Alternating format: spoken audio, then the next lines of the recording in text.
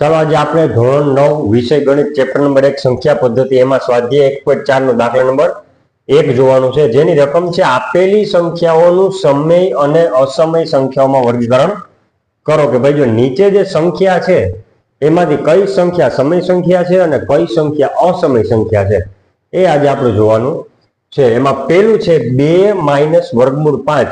આપણે વખતો વખત શીખી ગયા કે આપણે દાખલા પૂરતું એવું યાદ રાખવાનું કે જો વર્ગમૂળ નીકળતું હોય તો સમય સંખ્યા, પણ વર્ગમૂળ ન નીકળતું હોય તો અસમય। મીન્સ કે કેલ્ક્યુલેટરમાં નાખો તો પોઈન્ટમાં જવાબ આવશે, વર્ગમૂળ તો નીકળશે, પણ દાખલા પૂરતું આપણે યાદ એ રાખવાનું કે પૂરો આખો આંકડો આપણને મળવો જોઈએ, પણ એ અહીંયા થતું નથી। જો 2 સમય છે પણ વર્ગમૂળ 5 એ અસમય, એટલે આ કેવી સંખ્યા થશે?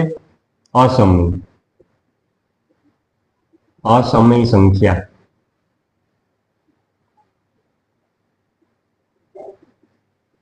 હવે 3 વત્તા વર્ગમૂળ 23 ઓછા વર્ગમૂળ 23, ફરીથી 23 નું વર્ગમૂળ નીકળતું નથી, એટલે આ સંખ્યા કેવી થશે?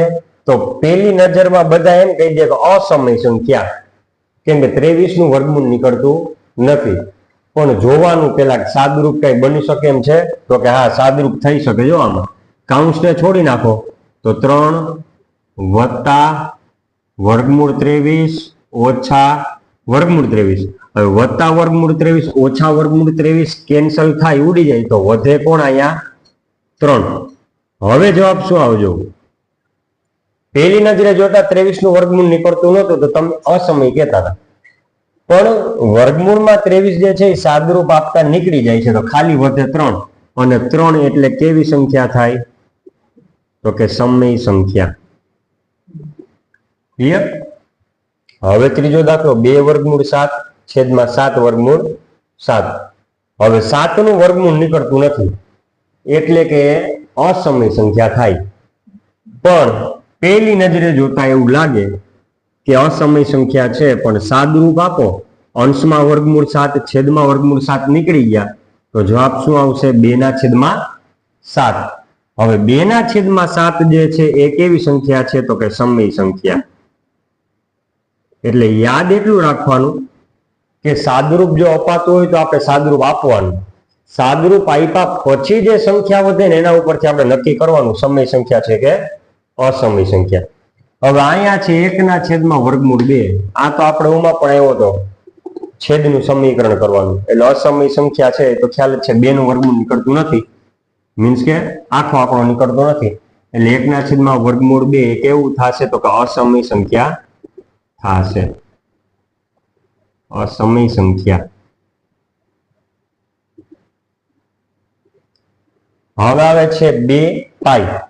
અગાઉ આપણે શીખી ગયા છે કે પાઈ છે, પાઈ એ અસમય સંખ્યા છે, પણ જો પાઈની વેલ્યુ એટલી 22/7 તો એ સમય સંખ્યા કેવા છે? અહીંયા આપણને ચોખ્ખું લખી દીધું પાઈ, અને પાઈ છે એ કેવી સંખ્યા છે? અસમય સંખ્યા છે, એટલે 2 પાઈ જે છે કેવી થશે? અસમય સંખ્યા। બરોબર?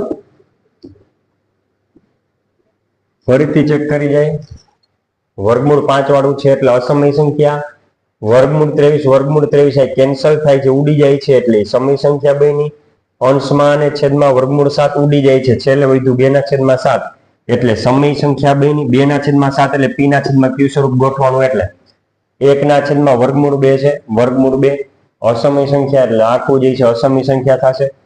2 પાઈ, પાઈ પોતે જ અસમય સંખ્યા છે, એટલે પાઈ કોઈની પણ સાથે ગુણાશે તો આખી સંખ્યા જે છેલ્લે બને એ અસમય સંખ્યા જ હોય, એટલે 2 પાઈ કેવું છે?